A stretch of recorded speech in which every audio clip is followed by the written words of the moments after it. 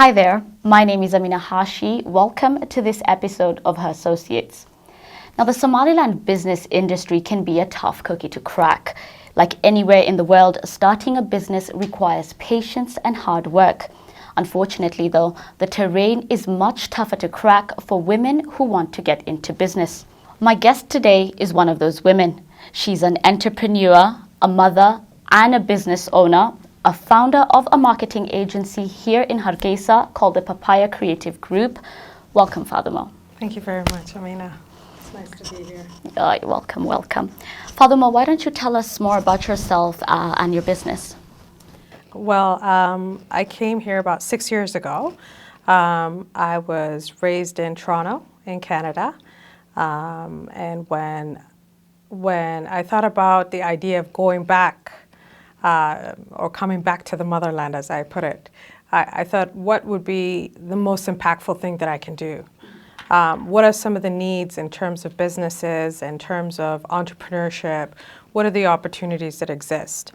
In my thought process, obviously, I automatically said to myself, I'm going to see how it goes and then possibly look at how I can start something.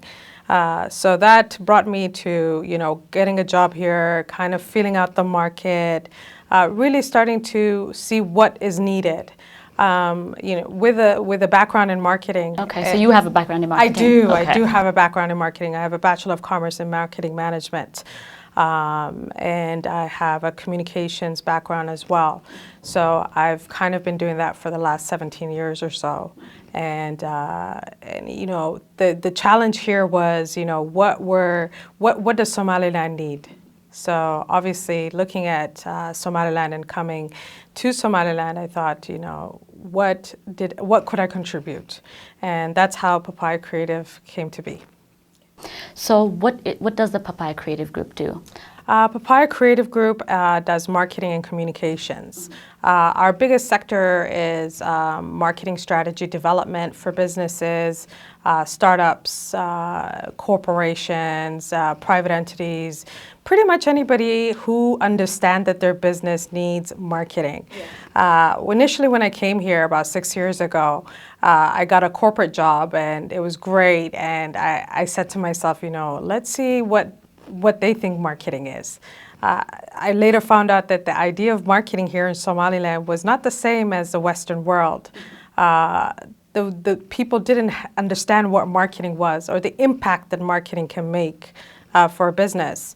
So when I look at Papaya Creative Group, it was built to facilitate a need, to help businesses understand that, it's not disposable. Marketing is sort of like your engine. A car can't move without the engine. Yes. You cannot generate sales without marketing. Exactly. It took me a very long time to convince a lot of people that marketing was important to their business. It took me even longer to convince people that I was qualified and I knew what I was doing. The challenge was that, you come into a male-dominated country. You not only have to prove that you have the intellect and the experience, you've also got to prove that you're better than the man who may not have the degree that I have or the knowledge and the skills. Yeah. But you've still got to you've got to do triple what they have to do to gain recognition for your work and also to gain recognition for your business. And, it was a long road, but eventually in 2018, I opened up my office. I hired a couple of interns. We started with small businesses, got into big organizations, really just working on strategy development, social media marketing, and branding. And social media is a big thing here in Somaliland, with a big majority of the population on social media. Was it easy to tap into that social media marketing aspect? Absolutely. It was probably the easiest I've seen in all of the countries I've worked in, or all of the projects I've done. The challenge was here, the way they use social media. And that is always challenging. The social media marketing is not just putting up pictures or talking. Video sing-along. Yeah, exactly. The kid. the concept of social media in the country is still not developed to the Western world. People don't understand that they can tap into the market and really generate leads and even generate conversion right online. Yeah. I think it wasn't until probably the spike of COVID last year where I saw a big spike in people looking for social media marketing. Again, they still believe that there's no science to it. Yeah. You know, they still believe there's no strategy to it. I find a lot of times other companies who have come into the market since I've started undercut the pricing, undercut the services, and literally just post pictures and of the products and say that's marketing. But it's not. You have to look at KPIs and metrics. You have to measure this investment. It's just like any other investment of your business.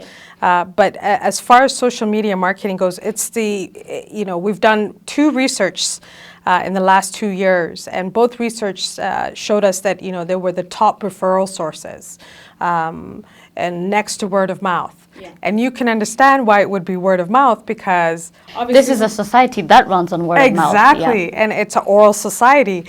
We're more likely to go next door and ask them, hey, you bought that product yesterday, how was it? But now more and more we're seeing that people are shifting to social media to ask these questions, where there's groups like Hablaha Hargeisa who have almost 50,000 followers, and these people are actually making an impact. 2,500 posts a day, just asking each other questions. And the oral kind of society has now moved online. The challenge still continues to be in Somaliland, the use of digital presence and how they use it. There's a lot of things like, character defamation and false information that are usually put online. And I think it's important to, for especially for the Ministry of Telecommunications, to kind of control the use of digital presence and how it's used through education. Yeah. Because you can't just ban people and block them. Yeah, that doesn't work. It doesn't work. It happens in places like Uganda. We've seen that happen. Absolutely. Nigeria, where they have the ban on Twitter. Exactly. But, yeah. And there's a big need for Africa to be online right now, more than ever. We have the masses. Exactly, and we've got to utilize it in a positive way. I find that the negative narrative around social media and politics and the way of life really impacts a lot of the digital promises that are available. We've got one of the highest speeds in internet in East Africa. And I find more and more that, we're not utilizing to the full capabilities. There are countries in Africa that barely get 1 MB. On a good day, we're getting 10 to 20 MB of speed. And this is where the power is. There's a digital transformation happening, and the revolution is happening everywhere. It's just that Africa needs to get on tap with it. And that's where my biggest challenge comes from as a marketer. How do you sell and educate at the same time? Because in essence, as you know, Facebook makes all its money from ads and sponsored content. So there's a big market there. And because our population is so small, you get to hit more people and reach more people than you would in any other country. The Somali region, because of the fact that people don't put the right information in their bios or their locations. Or using it for like a good purpose. I mean, you can have social media for your personal use. Exactly. I'll give you an example. I follow a shop that has a page on Instagram, and 90%, I will say 90% of the time, confidently, 90% of the time, there is no advertising for the goods of what the shop sells. It is the person who sits at the shop selling. I don't think they own the shop, but they're using the platform and the audience that they have as the shop to advertise themselves. And what is so popular in our community, the video sing-alongs. Oh, yeah. So I go on the page and I'm thinking, hey, maybe they have something new. Yeah. Let me see. No. It's not, and you see, this is a page that has over 50,000 followers. Yeah. If you're anywhere else in the world, 50,000 followers can make you money. It can. And micro-influencing and nano-influencing is a big thing in marketing now.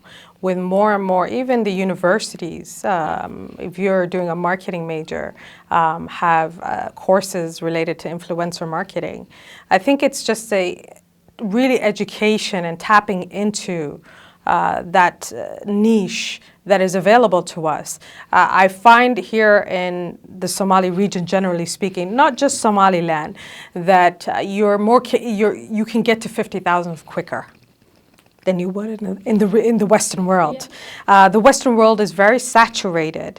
You know, people are very decisive on who they follow because they don't want to be annoyed on their timeline. They don't want consistent bombardment. But because social media is so new in the Somali region, people don't care. They'll just like anybody, every page. Yeah. You know, I'll give you an example. We put out a sponsored ad, and it was 25% off. I don't remember what it was, a service. And half of the people were messaging us about jobs. So, you know, and they were liking the page because they thought there were jobs available. So this just goes to show you the people are there. The numbers, we have the numbers.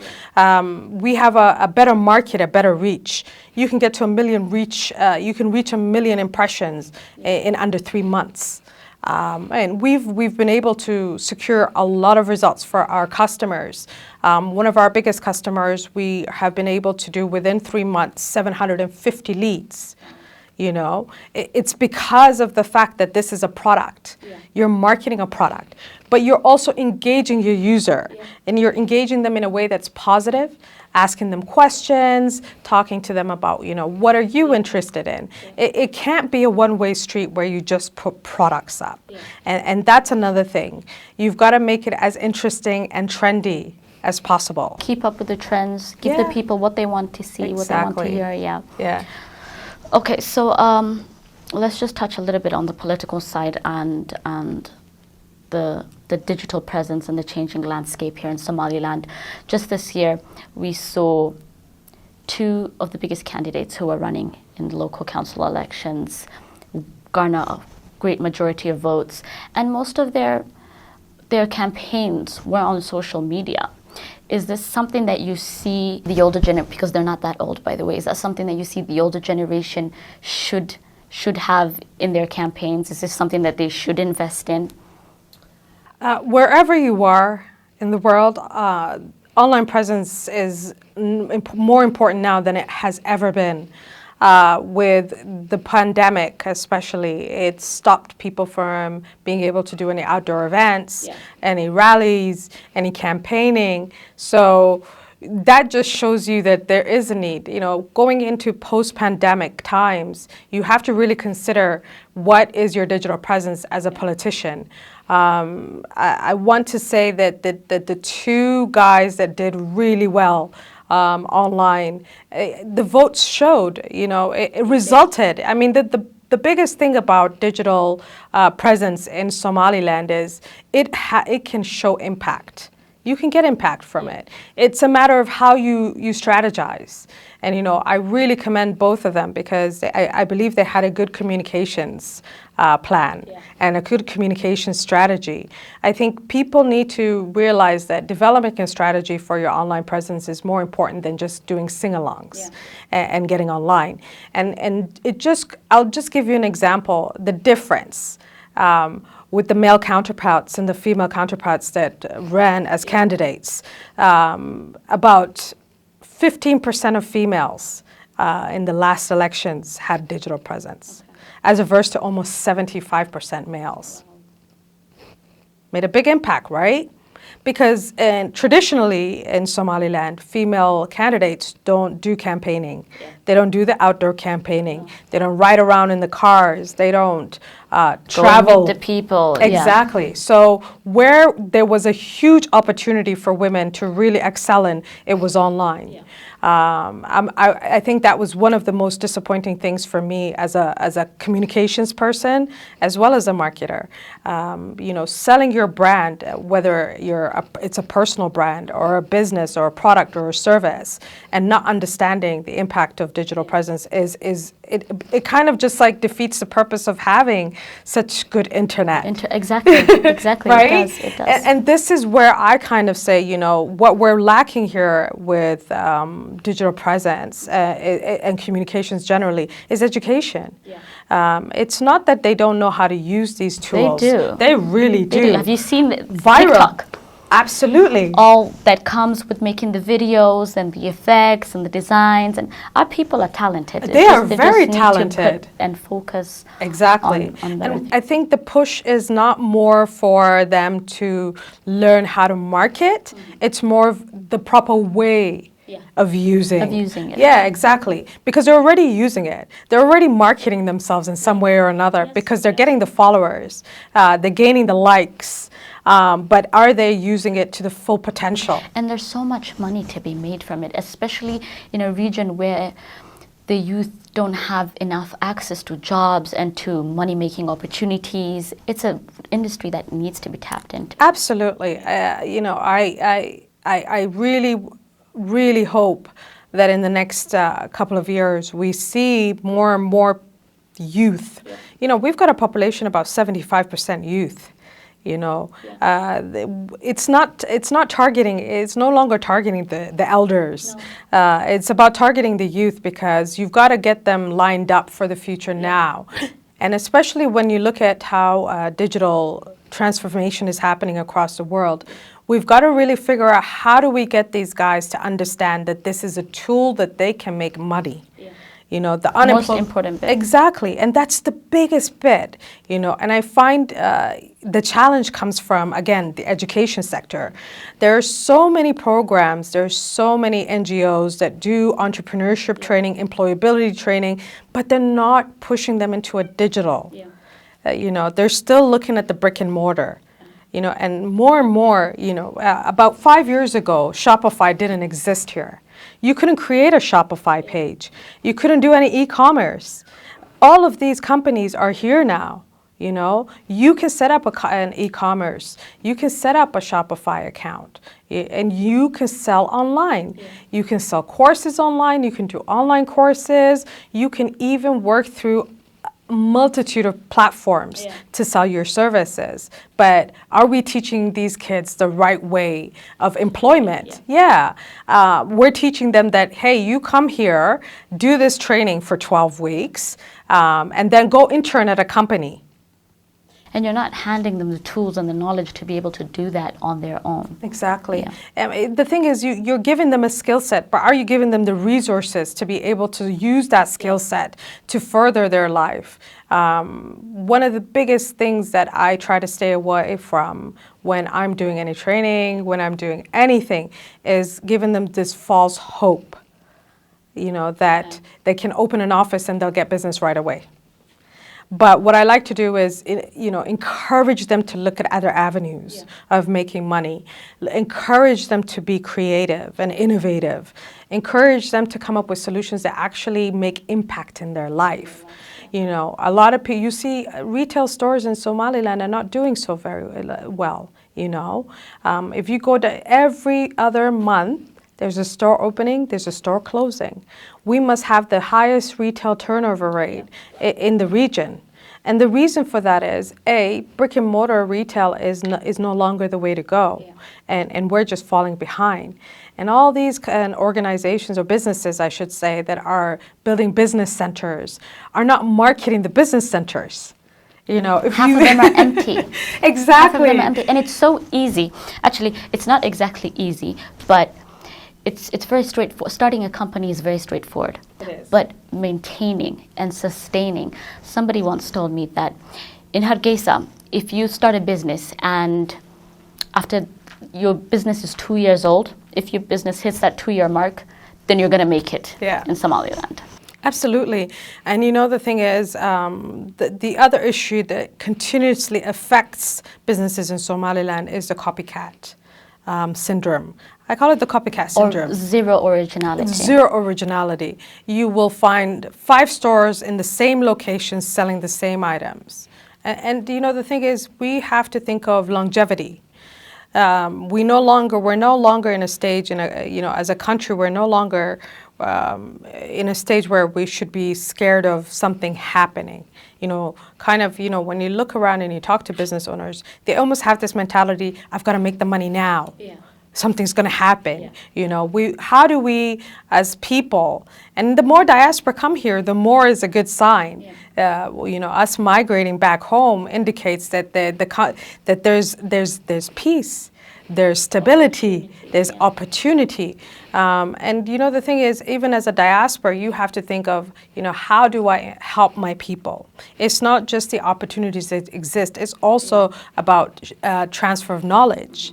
What I work on with young girls and females, generally speaking, is really working on building their confidence, transfer of knowledge, and I am more likely to take an intern that's female than a male. Yeah, and that's only because it's so visible. As a business owner myself, some of the biggest challenges I encounter is that.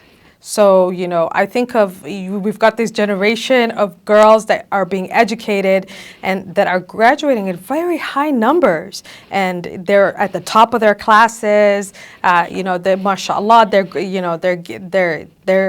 graduating with honors. You know what I mean? So how do I help them with the next step? Yeah. Okay, I'll stop you right there for now. We're gonna go on a break, but we'll be right back.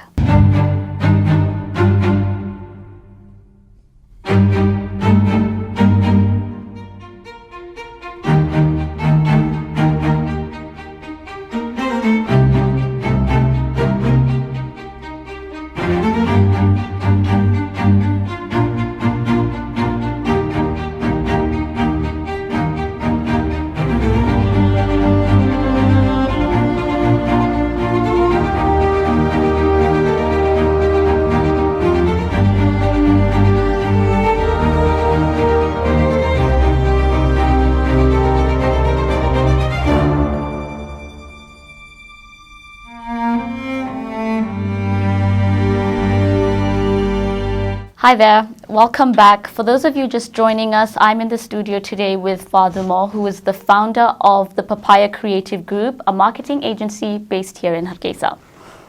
Fadhumo, come back. So we've talked a lot about the industry here in Somaliland, the marketing industry, and why don't you've been in business now for 2-3 years? Yeah. Just going into the 3rd year. Going into the 3rd year, mashallah.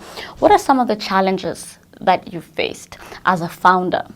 I think the biggest challenges as a founder here in Somaliland is the lack of support services. And I don't mean within your group or within your friends or within the people around you, more within governmental. A lot of the challenges come from, taxation, the continuous, I come from Canada. In Canada, within the first 5 years, you can either claim a loss or a profit. And it doesn't really hinder the success of your business.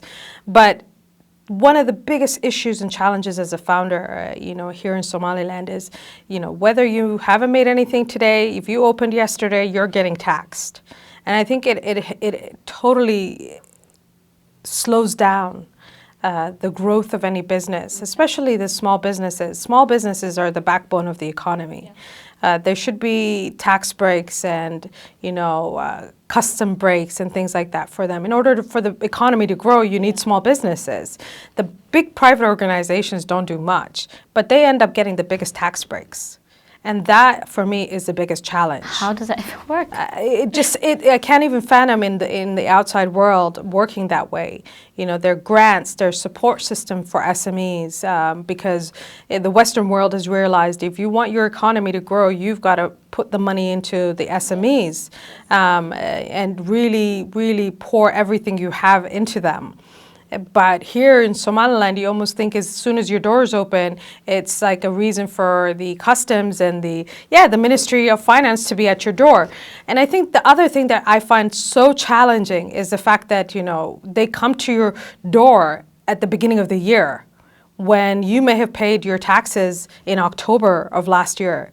So it's not a 12-month time frame that they look at. Yeah. Once the year changes, it just gives them leeway to come in and say, hey, give me the customs. I think we need to look at regulations and legislations to support SMEs in Somaliland, because private organizations are not going to grow our economy. It's the small businesses, it's the micro businesses, it's the informal businesses growing into micro businesses and pushing back into the money into the economy.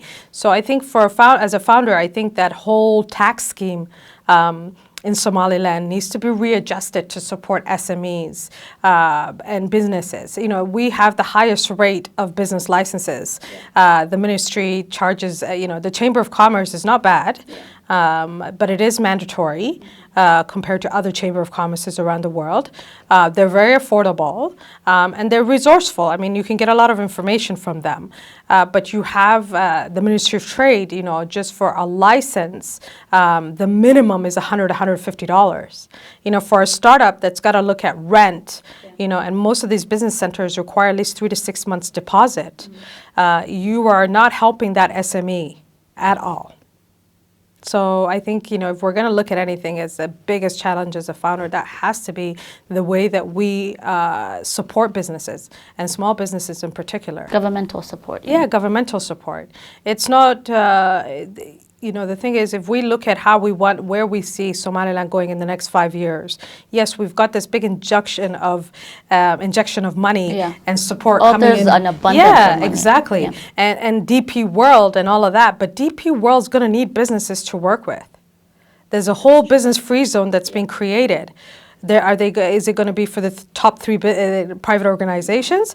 The SMEs are the ones that are going to go into those spaces. They're the ones that are going to create the need, the demand, and the supply. So we've got to start looking at tax breaks for SMEs, tax breaks for micro businesses, grants that support businesses who want to get to the next level, and so forth. Most of the challenges that you talked about, do you believe that they came up because you're a female?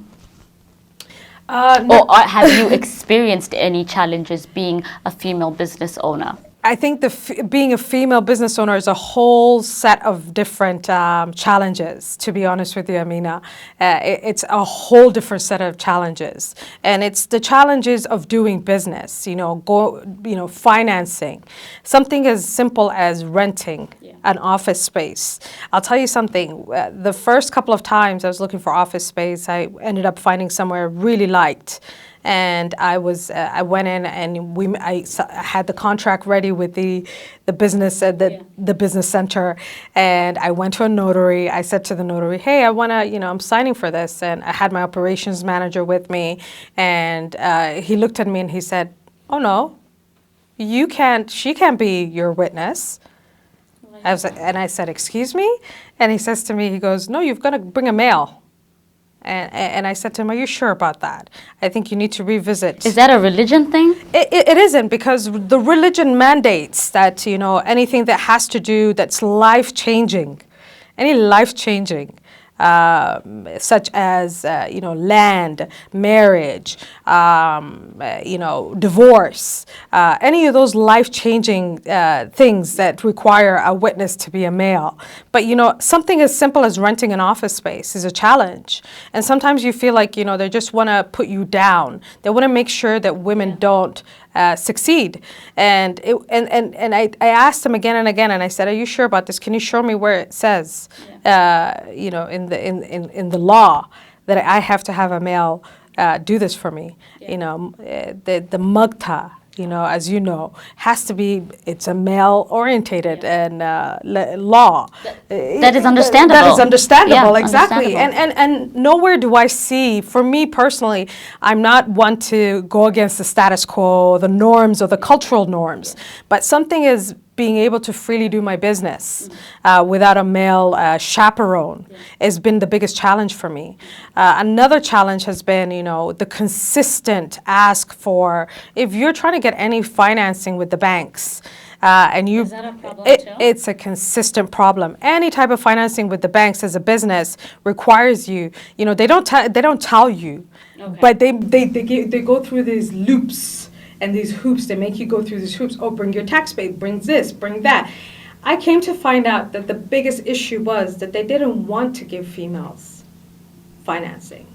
And the reason why they didn't want to give disturbing. they didn't want to give females financing because if there ever was a default rate, the husband or the brother or the male in the family would get involved. So I really challenge all of the financial institutions in the country, the governmental institutions, the NGOs, to find easier access for financing for women.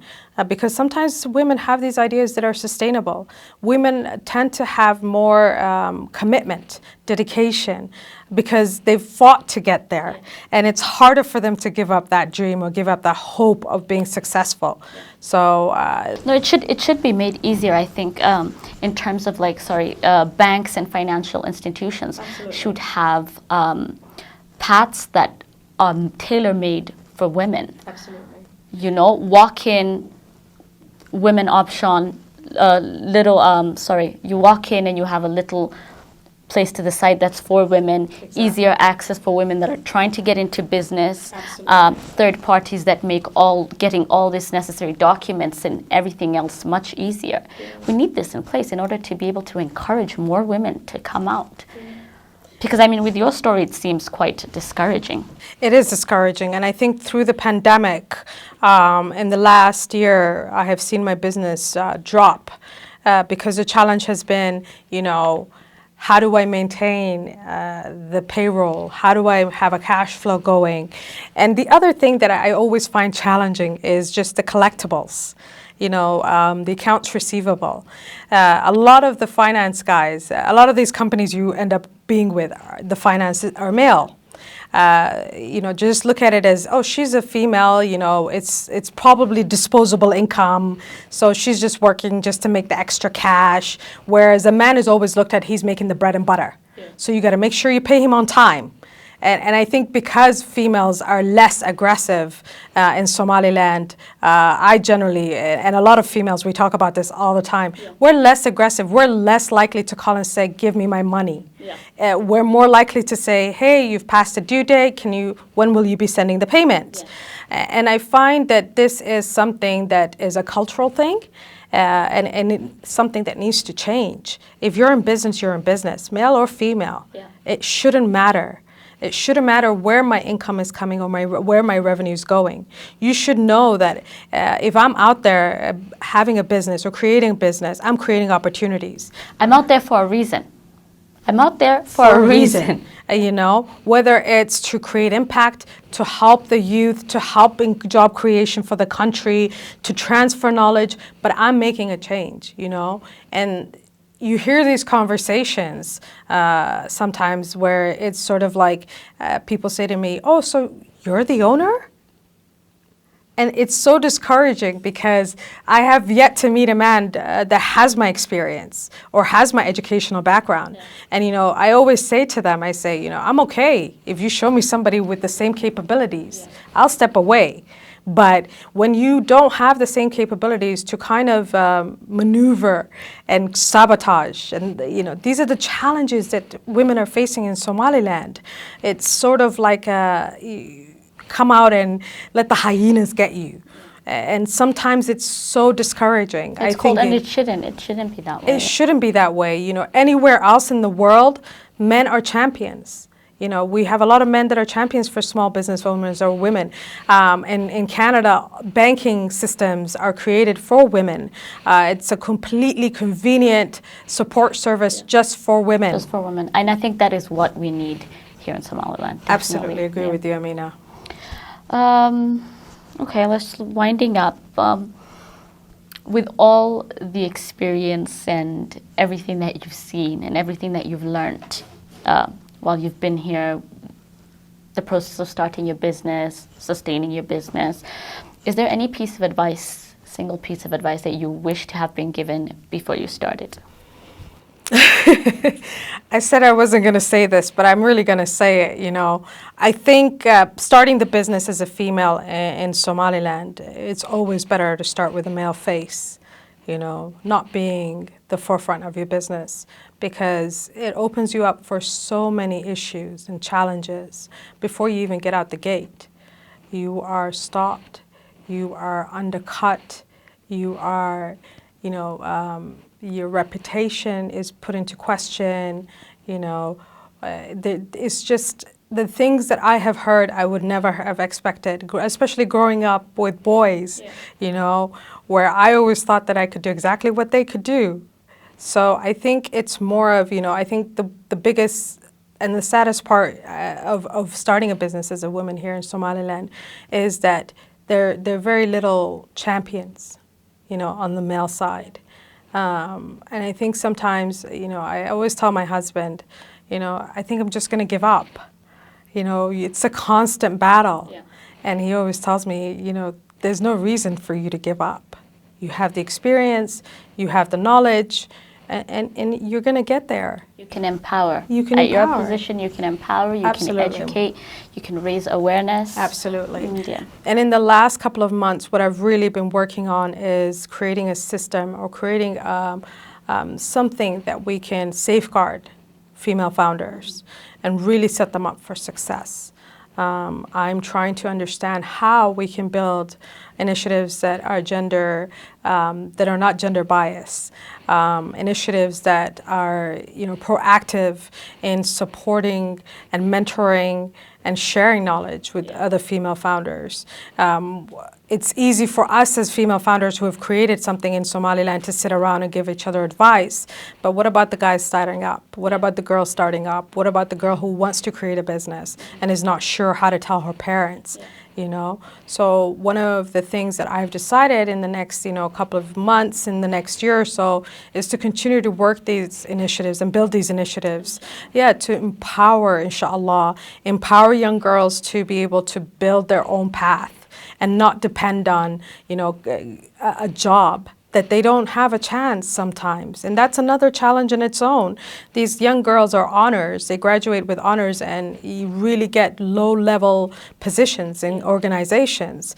I think that the biggest insult is when you find a girl at the top of her class, and because she didn't have the confidence to speak up at the interview, or she didn't have those life skills training that we probably did, Amina, on how to sell yourself and brand yourself, and how to interview, that she loses out on an opportunity that she was overqualified for and ends up in a secretarial role or an administrative role. So that's my goal, and my best advice to any women, any females in Somaliland looking to start a business.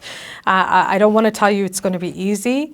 But I really want to challenge all of us to support each other and create a system for yourself. Find a mentor, find somebody you look up to and ask them to mentor you, you know.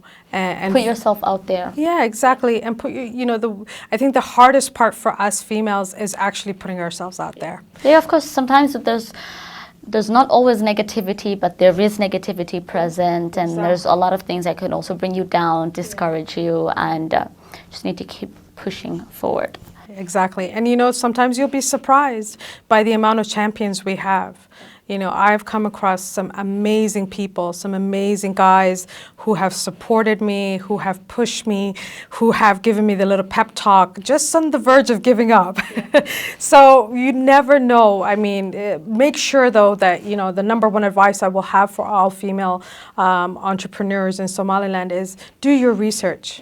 Do your research. Make sure you have your T's crossed and your I's dotted, because it's already as challenging to compete in the market.